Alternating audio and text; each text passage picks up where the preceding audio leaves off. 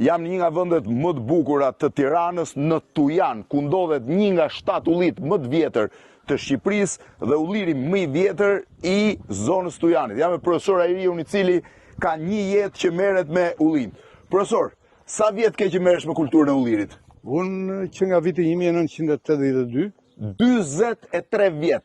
Ke vizituar çdo ullit vjetër në Shqipëri? Po, natyrisht. Çdo ullit në gjithë territorin e Shqipërisë. Ka qenë një nga projektet që e kam patë detyrë nga shteti, objektiv edhe nga universiteti dhe instituti ullirit. Ky është një nga 7 ullit më të vjetër? Ky është një nga 7 ullit më të vjetër, ka mosh 3200-3500 vjeçare. 3200? Po. 3200-3500 vjeçare. Përpara Homerit me shekuj. Po? Moshën e kemi të përcaktuar nga dy. Këtu duket sikur janë 2 ulli. Në fakt, këto të dy janë një trung. Jo. Janë një ulli. Është një, sepse ju shikoni këtu një filiz. Po.